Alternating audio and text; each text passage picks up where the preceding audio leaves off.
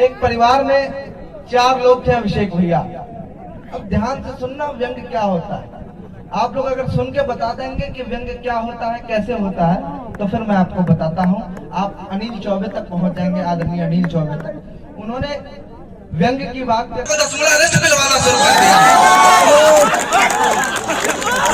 बेशर्मी की हद है। और मोहन भाई साहब कह रहे थे कभी जीवन में इन लोगों को अपना आदर्श मत मानना। भाई साहब, आदर्श आपको अपना मानना है तो धृतराष्ट्र को मानो, नहीं तो फिर भी स्वार्थ है। अगर दिखता तो बिरला सी में समझ रहे हैं। आदर्श ऐसे लोगों को मानिए जो जनसंख्या बढ़ाए। क्या मतलब है? मोहब्बत मत करो, प्यार मत करो, जो करना है वो करो, जरूरी है वो। क्या है जवानी का मैं जो बात कह रहा था वो कह रहा हूँ। अंकित भैया, चंदन लगाया हुआ हर आदमी शरीफ नहीं होता मेरे भाई। बताएंगे वो कैसे। कहा बड़े वाले ने कहा पिताजी मुझे राजनीति सीखनी है। तो पिता ने अचानक कहा कि तुम पागल हो गए, इतनी छोटी उम्र में राजनीति क्यों सीखोगे? तो लड़के ने जिद करना शुरू कर दिया, नहीं पापा मुझे सीखनी है। तो पिताजी ने कहा अच्छा बेटा बताओ तुम्हारे घर में कमाता कौन है? तो लड़के ने कहा पिताजी आप कमाते हैं। तो पिता ने कहा कि मान लो मैं हुआ अर्थव्यवस्था। अच्छा बेटा तुम्हारे घर में खर्च कौन करता है? तो लड़के ने कहा मम्मी खर्च करती है। तो मान लो मम्मी हुई सरकार। अच्छा मम्मी खर्च किस पे करती है? तो लड़के ने कहा नौकरानी पे करती है। तो मान लो वो हुई कर्मचारी। तो लड़के ने कहा पिताजी फिर मैं क्या हूँ? तो उसने कहा तू तो आम जनता है, मैं उस जैसे तेरी सेवा कर रहा हूँ। तो फिर वो 6 महीने का लड़का क्या है? तो उन्होंने कहा कि ये तो देश का भविष्य है।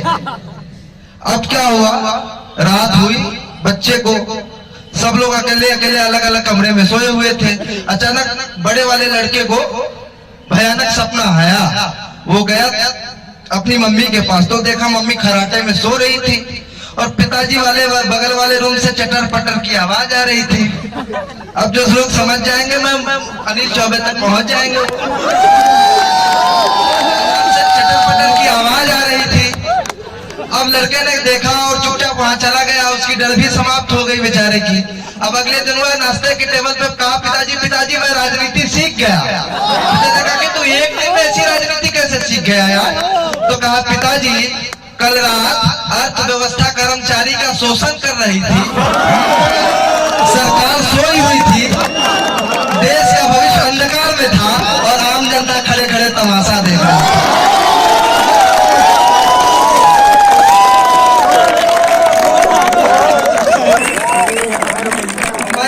आमंत्रित करना चाहता हूँ। गुलों में रंग भरे बादलों बाहर चले चले भियाओं के गुलशन का कारोबार चले।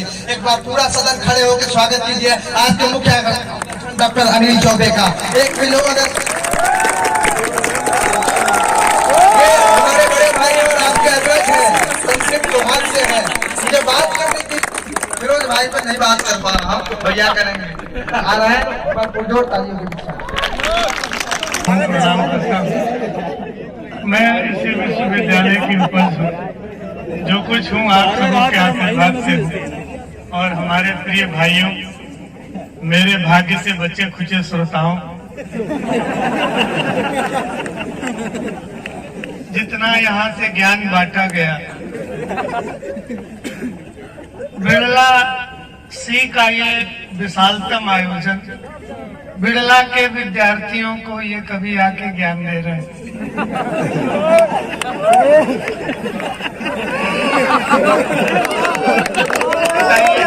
ऑलरेडी ज्ञानवान लोग हैं, पहले से ज्ञानवान है। इनको इश्क मत करना, ये मत करना, वो मत करना। इधर पुलिस के लोग भी बैठ करके कविताएं सुन रहे हैं। इस कड़ाके की ठंड में जब पुलिस कविता सुनने लगे तो समझिए देश के अच्छे दिन आने शुरू हो गए।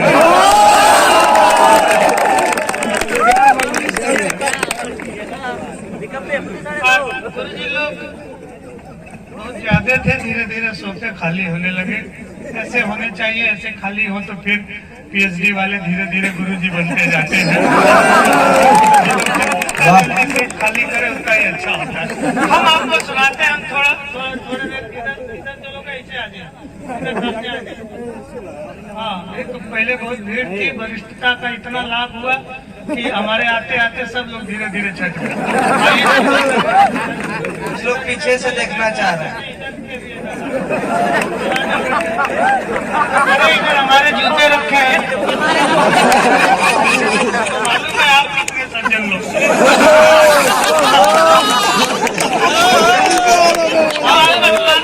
आनंद के कवि हैं, बहुत ज्ञान नहीं बांटते।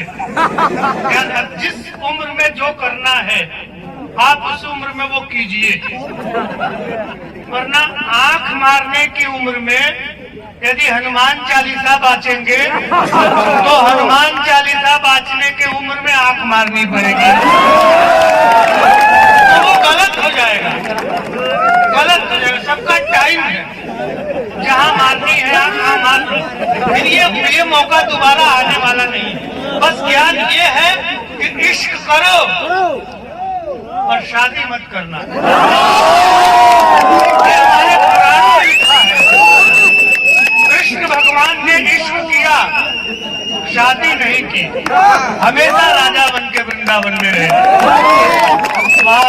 द्वारिकाधीश का है, द्वारिकाधीश का है।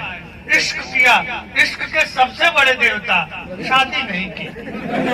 रामचंद्र जी ने शादी की, 14 बरस जंगल में भटकना।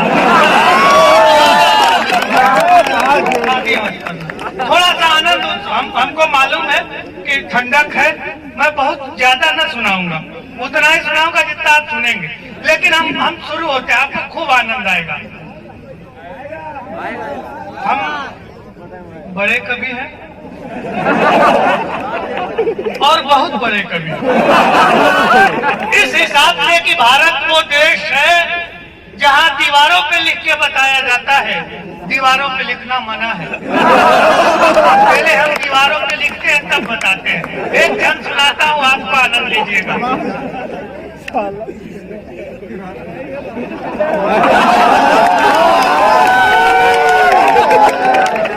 मुश्किल मिली होती तो चश्मा का पावर कम हो गया, मुश्किल की तलाश में दौड़ रहा है बेचारा, अभी तक मुश्किल आई नहीं, वरना मुस्किया गया होता।